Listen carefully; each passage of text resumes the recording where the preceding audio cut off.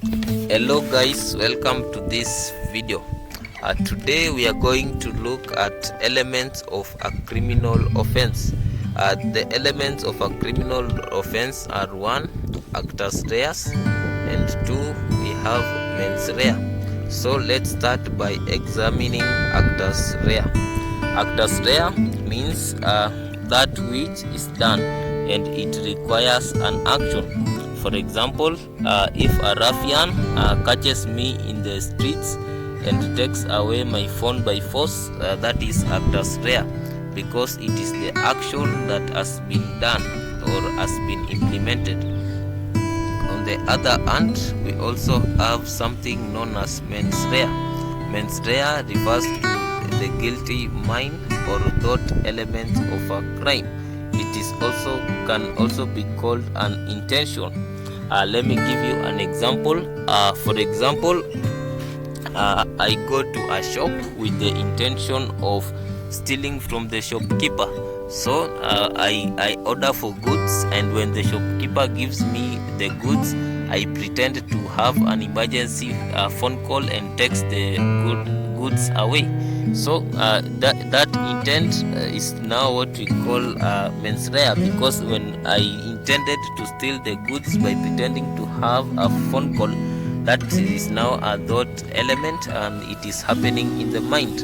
It is a guilty mind, because now this is the mind that precipitated the crime that took place. On the other hand, if I genuinely was buying goods and forgot to pay when I had an emergency phone call and walked away with the goods from the shop, that is not stealing, because mensrea is not actually present, but the actus reus, that which is done, is present. So that you can now see the difference. There are some crimes that are committed without the actual intent of committing the crime, and there are other crimes that are committed with actual intent of committing the crime and causing a lot of damage. So these are the elements of the crime. So we also have to realize that we have acts of omission, and acts of omissions are whereby people are not required to act in a certain way which stops a crime from happening. So acts of omission are whereby, for example, if you see someone being defrauded, or somebody being beaten in the streets and all his goods being stolen, you will not be held criminally liable, because that one is not your action and you are not responsible from that crime. But there are some exceptions, especially whereby crimes of omission may occur where one has a duty of care. For example, if someone sees his wife and children or his close relative taking poison, it is his role or a duty of care to stop them from doing such a conduct. So this act of omission in regard to instances such as those will result in a crime, because this is where you have a duty of care towards those persons.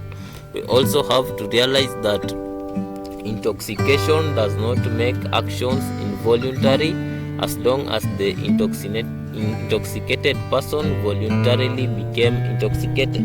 So saying that you are drunk because you committed crime because you are drunk is not going to excuse you from criminal liability. So actions must be voluntary to be considered criminal. So this simply means when an action has actus rea but lacks mensrea, this may exempt someone from criminal liability, because maybe the action took place involuntarily. So, but if an offense has the elements of actus rea and mensrea, this is whereby now the criminal liability lies squarely on the person who committed these kinds of offenses. So to summarize this video, I have said that There are two elements to all criminal offenses. One of them is actus rea, and actus rea refers to that which is done and requires action. On the other hand, we have mensrea, and mensrea refers to the thought element of a crime. Thank you for watching this video. Like, share and subscribe.